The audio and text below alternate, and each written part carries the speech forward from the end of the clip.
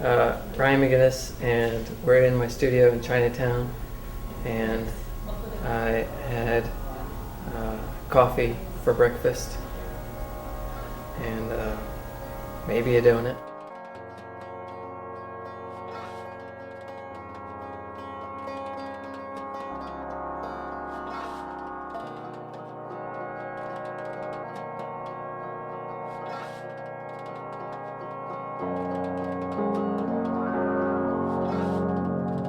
Infinity, yeah. Worlds within worlds, infinity. That was the idea. Universal symbols. A visual language. Words.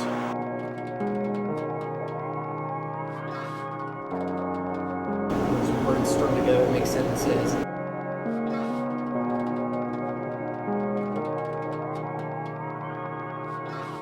Sentences to form paragraphs.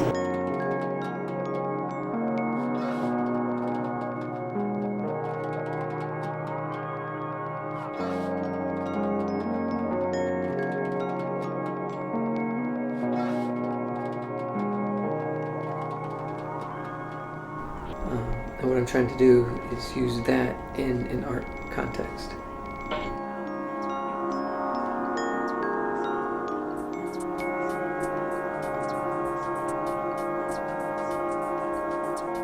One of the things I'm trying to do with my work is use a visual language that has historically resided in the realm of design and the kind of imagery that you would not normally attribute an author to. These kind of anonymous, clean forms.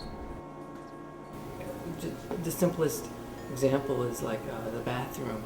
Kind of a standardized universal bathroom icons is a man and a woman, and they're so much a part of our visual vocabulary and culture now that they don't symbolize man and woman anymore, nor do they really symbolize bathroom anymore, but they're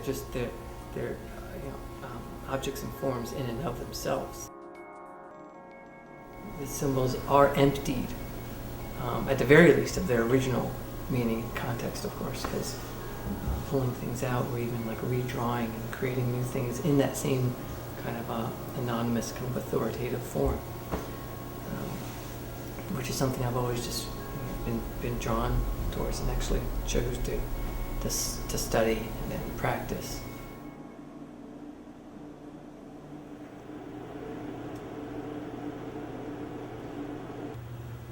There's an exhibition coming up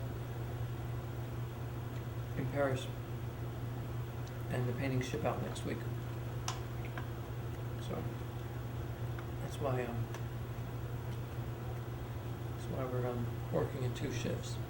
Working throughout the night. Get these things done.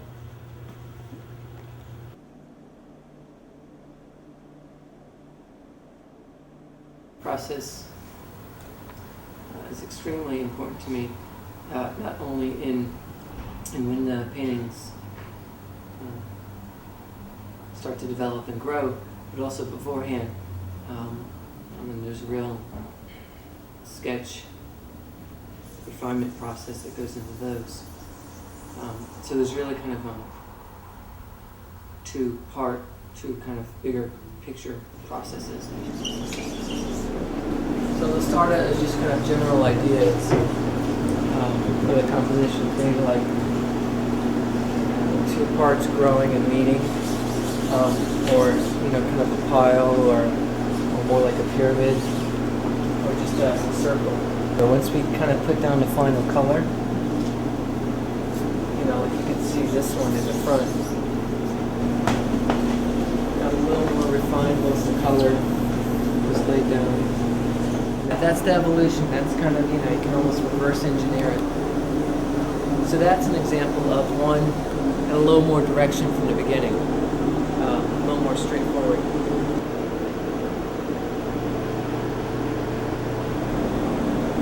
And there's another kind of process, and that's a process that's been developing, but I've kind of gotten a better handle on was in the past couple of years, as I've settled into certain kind of paints and certain kind of finishing process.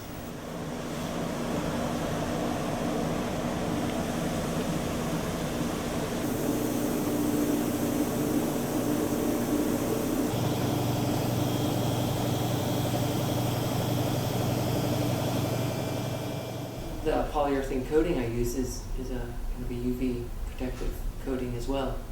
And that's a concerning one. So all those kind of craft issues are part of the process. The squeegee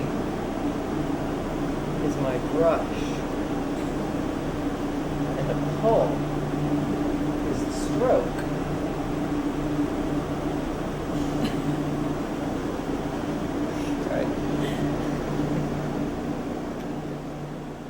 A lot of people who help me out who say they want to learn how to silk screen.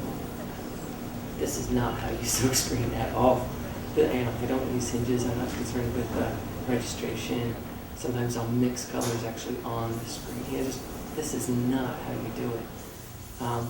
And that's all a very conscious effort, and that's all after having done it the right way. Yeah, and this is a cliche. You gotta learn the rules before you can break them, and that's definitely something I've gone through, and it just kind of evolved to kind of a free form process based more on intuition. It's a little more fluid, and like you see, I kind of go with the mistakes, and it's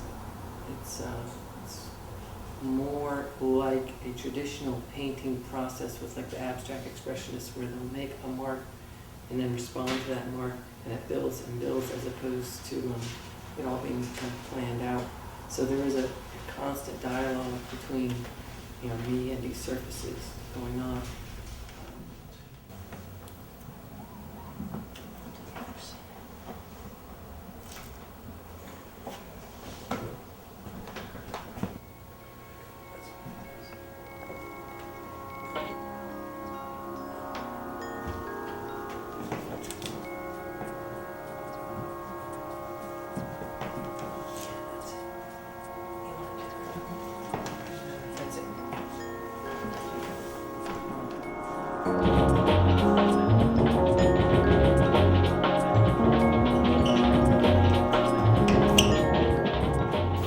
Grew up playing soccer.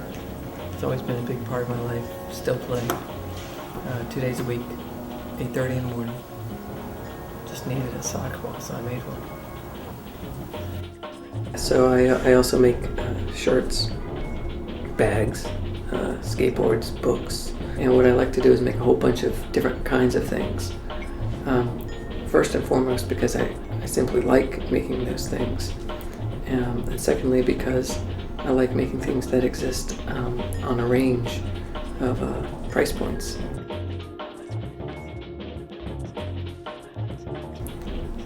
From one-of-a-kind, more expensive paintings and installations to mass-produced objects.